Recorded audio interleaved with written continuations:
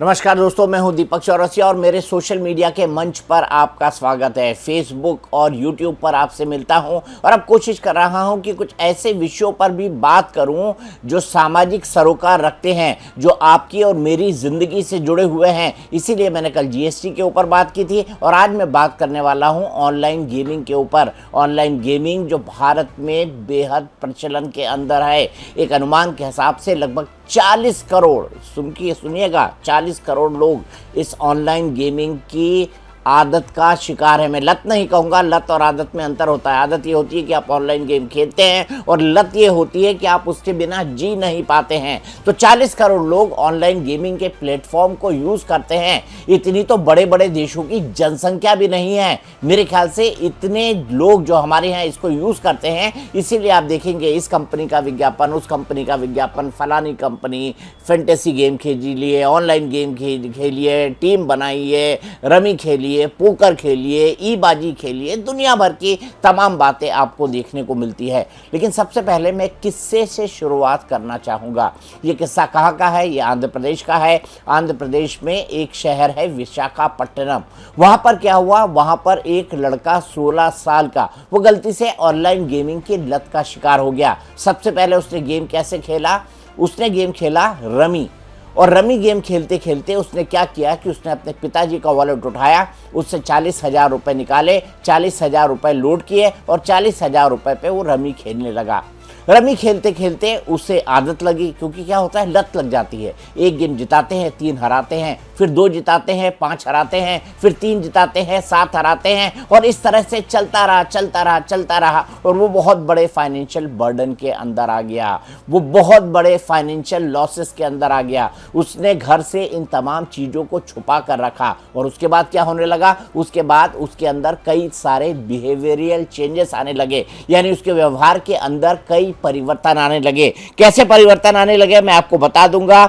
मैं आपको बताता हूं। जब उससे पूछा गया कि क्या हुआ है तो वो गुस्सा होने लगा। ये व्यवहार के परिवर्तन का पहला संकेत है। जब उससे पूछा जाने लगा कि आजकल क्या हुआ है, तुम बड़े गुमसुम रहते हो, मोबाइल फोन में व्यस्त रहते हो, मोबाइल फोन देखते रहते हो, देर रात तक उस पर काम करते हो, तो वो इस पर बहुत नाराज हो गया। वो अपने परिवार वालों से इतना नाराज हो गया कि उसने बातचीत बंद कर दी। इसके अलावा जो है वो परिवार से लगातार दूर जाता रहा। परिवार से दूर जाने का मतलब ये है कि आप अपने परिवार वालों से इंटरेक्शन बंद कर देते हैं, आप रोज़ाना की बातचीत बंद कर देते हैं, आप उनके हंसी और खुशी के अंदर शामिल नहीं होते हैं। ये भी अपने आप में एक बहुत बड़ा इंडिकेशन है कि कैसे ऑनलाइन गेमिंग की लत का शिकार व्यक्ति जो है अपने आप को सोसाइटी से विड्रॉ कर लेता है। लंबे वक्त तक वो गेम खेलता और गेम खेलने के बाद जो है वो हर गेम के बाद लॉस होता और लॉस होने के बाद थोड़ा फ़ायदा होता, ज़्यादा लॉस होता और लॉस होने के बाद वो फिर से एक नए फाइनेंशियल संकट में आ जाता। बातचीत खुलने के डर से उसने क्या किया? अंत में उसने वो किया जो शायद उसको कभी नहीं करना था। कैसा बड़ा प्रभाव पड़ा? आंध्र प्रदेश के अंदर ऑनलाइन गेम को बैन कर दिया गया और जब पुलिस ने इस पूरे मामले की इन्वेस्टिगेशन की तो पुलिस ने पाया कि ये लड़का ऑनलाइन रमी खेलने का शिकार था। ऑनलाइन रमी खेलते खेलते इसने पिताजी के अकाउंट से कई सारे पैसे निकाले, उनका गलत इस्तेमाल किया, उनका ऑनलाइन गेमिंग के अंदर इस्तेमाल किया, तमाम पैसे हार गया। जब उसने देखा कि उसके पास निकलने और बचने का कोई रास्ता नहीं है, परिवार वाले इससे सवाल जवाब करेंगे, परिवार वालों से पहले वो दूर होता रहा और उसके बाद में अंततः उसने सुसाइड कर लिया। इतना दुखद।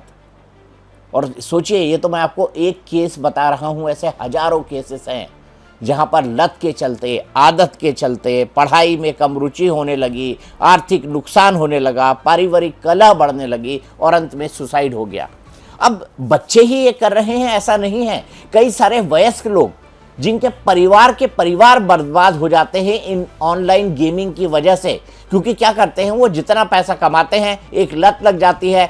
ऑनलाइन गेमिंग का मतलब ये नहीं है कि आप रमी खेल रहे हैं, कार्ड्स खेल रहे हैं, पोकर खेल रहे हैं। अरे लूडो खेल लीजिए भाई, लूडो में भी फाइनेंशियल रिस्क इन्वॉल्व होती है। अगर आप लूडो खेलते हैं तो उसके अंदर भी फाइनेंशियल रिस्क इन्वॉल्व होती है। आई एम श्योर सांप सीढ़ी के भी ऐसे गेम्स होंगे जिसके अंदर फाइनेंशियल रिस्क इन्वॉल्व होती है और ये बच्चों को बहुत अट्रैक्ट करता है, क्योंकि उनका सबसे बड़ा प्यार क्या है? मम्मी पापा नहीं हैं, भाई बहन नहीं हैं, उनका सबसे बड़ा प्यार है उनका मोबाइल।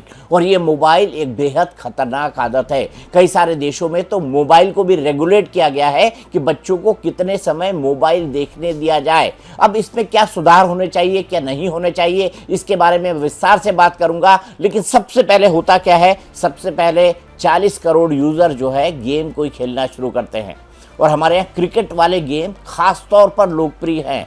क्रिकेट में आप अपनी फैंटेसी टीम बनाइए, आप ये बताइए कि क्या प्रेडिक्शन हो रहा है। जो सट्टेबाजी होती थी वो उसको ऑनलाइन कर दिया गया, और लंबे समय से न तो इसका कोई रेगुलेटर था, न इसको कोई ध्यान दे रहा था, न इसकी कोई जांच कर रहा था। और बड़े बड़े सितारे, आज मैं नाम नहीं लेना चाहता हूं, भारतीय क्रिकेट टीम का ऐसा कोई सितारा नहीं होगा जिसने ऑनलाइन क्रिकेट की सट्टेबाजी को प्रमोट ना किया हो। तो आखिरकार ये हमारे स्टार्स हैं, ये ऑनलाइन गेम्स या ऑनलाइन सट्टेबाजी का प्रमोशन क्यों करते हैं, ये भी अपने आप में सवाल है। तो ये जो नया कानून आ रहा है ऑनलाइन सट्टेबाजी का, जो 2025 का कानून है, वो ऐसे प्रचार को भी प्रतिबंधित करता है। यानी अब हमारे सेलिब्रिटीज, हमारे सोशल मीडिया के जो इन्फ्लुएंसर हैं, वो हमारे क्रिकेट स्टार, हमारे फिल्म स्टार अब इस तरह का प्रचार नहीं कर पाएंगे। आपको याद होगा इससे जुड़े कई सारे, महादेव बैटिंग ऐप का केस याद कीजिए, कितने सारे सुपरस्टार्स को बुलाया गया क्योंकि दुबई में सबने जाकर एक साथ पार्टी की थी, और फिर ये पता लगाया जा रहा था कि केस जो इस पूरे मामले के अंदर है, कैश का ट्रांजैक्शन हुआ है या नहीं हुआ है। आज मैं उन सितारों के नाम नहीं लेना चाहता हूं, एक क्रिकेट सितारे का नाम लूंगा। हाल ही में एक गेमिंग ऐप के प्रमोशन के बाद क्रिकेटर सुरेश रैना को ईडी दफ्तर में बुलाया गया था, और ईडी दफ्तर में उनसे पूछताछ हुई कि कब से आप इस गेमिंग ऐप का प्रचार कर रहे हैं। आपको पता है महादेव ऐप, जो कि भिलाई का एक लड़का चलाया करता था, उस महादेव ऐप को लेकर इतनी बड़ी पॉलिटिकल कंट्रोवर्सी बनी कि भूपेश बघेल सरकार के ऊपर उस ऑनलाइन सट्टेबाजी के ऐप से रिश्वत लेने तक के आरोप लगे। तो कई सारे घपलों, झमेले और गड़बड़ियों के अंदर ये ऑनलाइन कंपनियां जो हैं इन्वॉल्व हैं, इसीलिए इनको अब रेगुलेट किया जा रहा है। और रेगुलेट करने के बाद क्या क्या किया जा रहा है, मैं एक के बाद एक ग्राफिक्स में आपको समझाऊंगा। अब इस ऑनलाइन सट्टेबाजी 2025 कानून के हिसाब से किन किन गेम्स को बैन किया जाएगा, तो सबसे पहले ये समझ लेते हैं, सभी रियल मनी गेम्स, यानी ऐसे गेम्स जिनके अंदर पैसा इन्वॉल्व होता है या पैसे के आधार पर उनको आप खेलते हैं। अब मैं आपको एक किस्सा सुनाता हूँ, ये किस्सा बहुत इंटरेस्टिंग है। आपने एक गेम खरीदा और गेम में आपने 34 रुपए खरीदे, तो 34 रुपए खरीदने के लिए आपने क्रेडिट कार्ड डाला, डेबिट कार्ड डाला, पेटीएम डाला, या फिर आपने किसी का बैंक अकाउंट डाला, तो वो पैसे तो कट गए।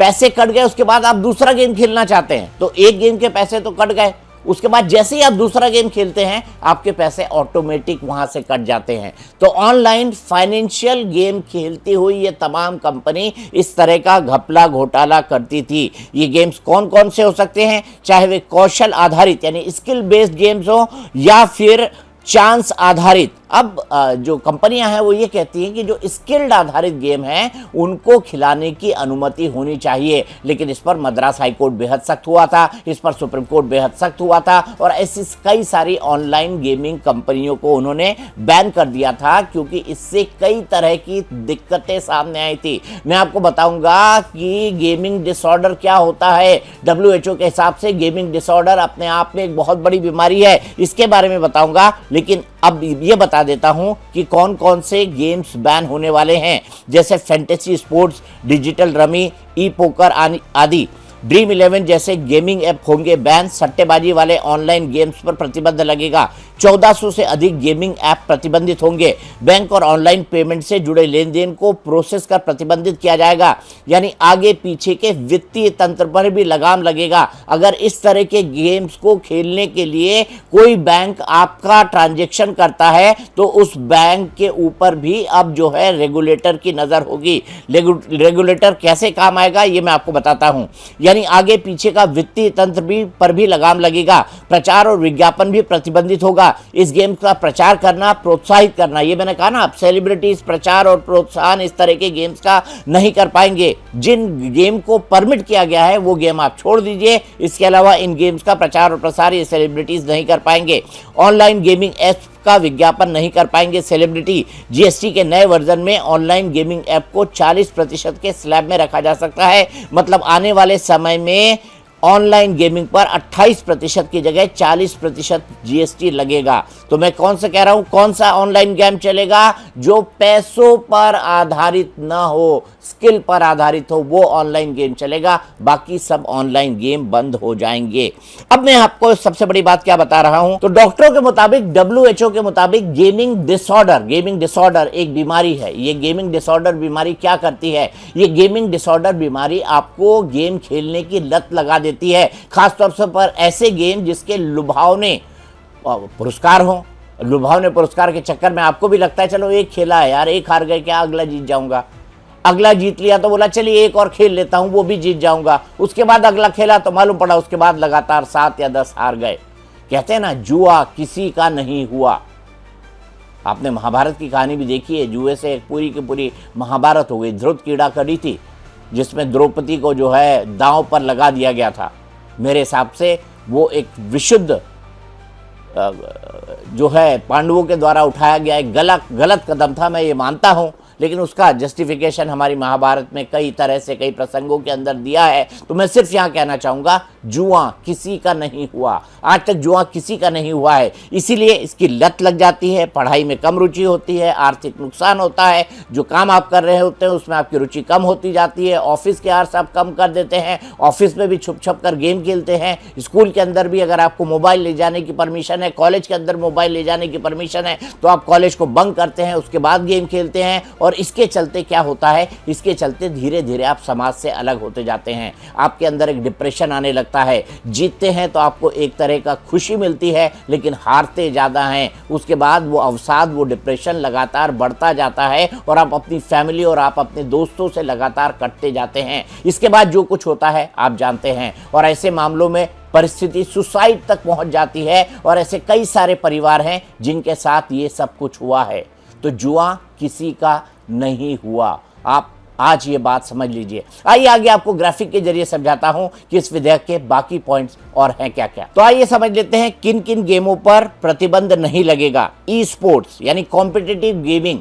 ई स्पोर्ट्स कई तरह का हो सकता है। ई स्पोर्ट्स में आप क्रिकेट खेल सकते हैं, बाकी कई तरह की चीज़ें खेल सकते हैं, सॉकर खेल सकते हैं, और भी कई तरह के स्किल बेस्ड गेम खेल सकते हैं। उनको बढ़ावा दिया जाएगा और इसे वैध माना जाएगा। सरकार इसका नियमन और समर्थन करना चाहती है, यानी सरकार इसको रेगुलेट करना चाहती है और इसके लिए बाकायदा एक रेगुलेटर बनाएगा। सोशल गेम जहां यूज़र पैसे के चक्रों में नहीं फंसते, ऐसे गेमों पर भी कोई प्रतिबंध नहीं है। तो दिक्कत कहाँ है? जहां पर पैसों के चक्रों में फंसा जाता है। और ये जो ऐड आते हैं ना, तमाम ऐड के आखिरी में बोलते हैं ना, ये गेम खेलना फाइनेंशियली रिस्की हो सकता है, संभल कर खेले। अरे भैया, फाइनेंशियली रिस्की हो सकता है, इसकी आदत लग सकती है, तो आप खिलवा क्यों रहे हैं? खिलवा इसलिए रहे हैं कि पैसे हैं, क्योंकि देश के अंदर 40 करोड़ यूज़र हैं। इतनी जनसंख्या दुनिया के कई बड़े देशों की नहीं है। मेरे ख्याल से एक आध 3-4 देश छोड़ दिए जाएँ, भारत, अमेरिका और चाइना, तो इतनी जनसंख्या तो तमाम देशों की नहीं है जितने हमारे यहाँ ऐप यूज़र हैं। मैं ऑनलाइन गेमिंग के खिलाफ नहीं हूँ।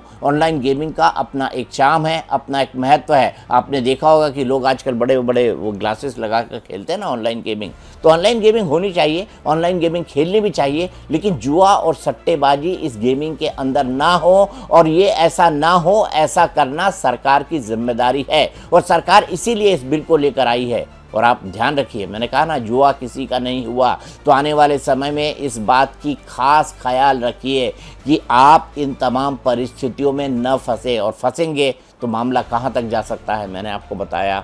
घर परिवार का बिगड़ना, पारिवारिक कलह बढ़ना, परिवार के अंदर शांति समाप्त हो जाना, हमेशा चिड़चिड़े रहना, हमेशा बीमार रहना, गेमिंग डिसऑर्डर के शिकार रहना, डिप्रेशन के अंदर आ जाना, लोगों से कटे कटे रहना, ऑफिस और स्कूल और कॉलेज का काम नहीं करना, ये तमाम चीज़ें, तमाम सिम्टम्स आप में आ जाएंगे अगर आप इसी तरह से मोबाइल फ़ोन के अंदर गेम खेल रहे हैं। तो सतर्क हो जाइए, सावधान हो जाइए, क्योंकि अब आपको ज़रूरत है कि अब आप समझें कि गेमिंग डिसऑर्डर एक बीमारी है और इस बीमारी को अपने पास भी न फटकने दे, क्योंकि बीमारी कहाँ होती है? यहाँ पर।